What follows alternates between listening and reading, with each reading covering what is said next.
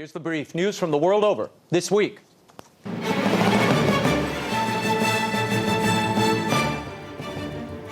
Apparently, it's not the economy. Despite major economic speeches from both presidential candidates, Hillary Clinton and Donald Trump, much of the media's attention this week has focused on other issues. For days, news coverage focused on Donald Trump's single comment that, quote, Second Amendment people could take care of Hillary, end quote.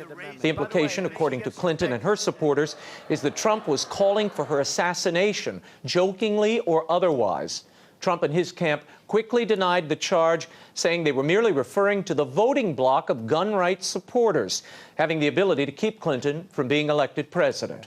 Nevertheless, Clinton and numerous media outlets continued to discuss the comment, arguing that Trump was demonstrating his lack of temperament and discipline needed to be president. Meanwhile, Hillary Clinton's email scandal continues to escalate after previously unreleased communications appear to reveal ties between the State Department and the Clinton Foundation. Republicans are alleging that the emails show improper influence on the State Department by the Clinton Global Initiative. The Clinton campaign has denied the claim. Of particular note is an email exchange between Hillary Clinton aide Huma Aberdeen at the State Department and Doug Band, one of the co-founders of the Clinton Global Initiative. Band was seeking a meeting with an ambassador on behalf of a billionaire initiative contributor.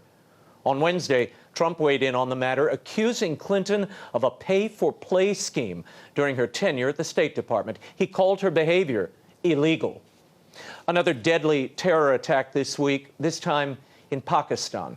A suicide bomber killed at least 74 people and wounded dozens at a government-run hospital in the southwestern city of Quetta on Monday. Witnesses described horrifying scenes of bodies scattered about and the wounded crying for help. A breakaway faction of the Pakistani Taliban later claimed responsibility. The attack seemed to target some 100 lawyers who had come to the hospital after the body of a slain prominent colleague was brought there. Jihadi groups have in the past targeted the country's lawyers. 2 journalists were also killed in the attack. Elsewhere, military progress is being reported in the fight against the Islamic State and Boko Haram. The top U.S. commander in Iraq said Wednesday that victories and advances against ISIS over the past year has been remarkable. Lieutenant General Sean McFarland, the commander of Operation Inherent Resolve, told reporters that coalition forces have killed about 25,000 enemy fighters over the past 11 months. Another 20,000 have been killed previously on the battlefield. He added that enemy resistance is beginning to crumble. McFarland said the beginning of the end will be the liberation of Mosul. He did not estimate when that would occur. Reports from the Nineveh Plains indicate that preparations for a Mosul offensive are well underway. Back in the United States on Thursday, Donald Trump charged that President Barack Obama is the founder of ISIS, since he was the one who allowed ISIS to gain strength following his decision to withdraw U.S. troops from Iraq by the end of 2011. Trump didn't leave Hillary Clinton off the hook. He said she is ISIS's co-founder and MVP. And Nigeria's top military commander is declaring victory over Boko Haram. On Monday, Army Chief of Staff Lieutenant General Tukur Burate said that Boko Haram's ability to function has been seriously degraded. He cited the terror group's recent inability to carry out attacks in northeast Nigeria as proof. The general further predicted that the conflict with Boko Haram will soon end as Nigeria's Special Task Force and other security agencies continue their efforts against the terror group. Meanwhile, the disputed new leader of Boko Haram, Abu Musab al-Barnawi, has vowed to continue the fight and is threatening to bomb churches and kill Christians while ending attacks on mosques and Muslim targets. Boko Haram has claimed allegiance to ISIS. We'll continue to monitor these stories. And the leadership of the U.S. Bishops' Conference took a veiled shot at Vice President Joe Biden this week for officiating at a same-sex wedding ceremony of 2 White House staffers. Without actually naming Biden, the USCCB issued a statement. It said, quote, "When a prominent Catholic politician publicly and voluntarily officiates at a ceremony to solemnize the relationship of two people of the same sex, confusion arises regarding Catholic teaching on marriage."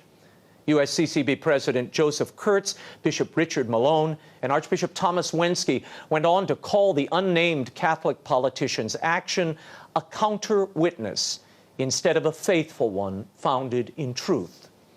Vice President Biden married two men at his official residence at the U.S. Navy Observatory in D.C. on August 1st.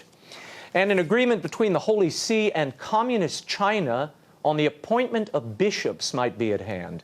Cardinal John Tong of Hong Kong announced this week that the Vatican has succeeded in calming Beijing's fears of church intervention in its domestic affairs, paving the way for a mutual agreement allowing the appointment of bishops recognized by both the government and the Holy See.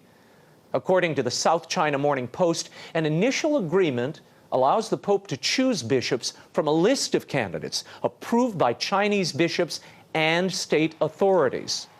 Members of the underground church are concerned that the Vatican may be conceding too much in its discussions with Beijing. Former Bishop of Hong Kong, Cardinal Joseph Zen, cautioned the Vatican against allowing China too much influence in approving bishops. He said that would mean surrender. And finally, Bishop Edward Daly, the Catholic priest who tended to victims of Northern Ireland's bloody Sunday killings and became a defining image of the massacre, has died. He was 82. In 1972, Father Daly was in Londonderry when British paratroopers opened fire on a Catholic civil rights protest march, killing 13 people. Daly became a hero for helping victims and administering last rites on the streets amid the mayhem.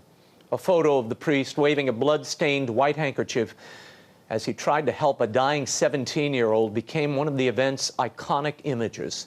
Bishop Daly said 25 years later, "There's scarcely a day that passes when I don't think about that day. It's haunted me all these years." Daly served as Bishop of Derry from 1974 to 1994. He stepped aside after suffering a stroke. The Diocese of Derry says Daly died peacefully on Monday after a long illness. May he rest in peace. And the Will Wilder book tour continues. I'll be at the East Hampton Book Fair on Sunday, August 14th, signing copies of Will Wilder and talking. Hope you can join me there. You can find all the details at RaymondArroyo.com.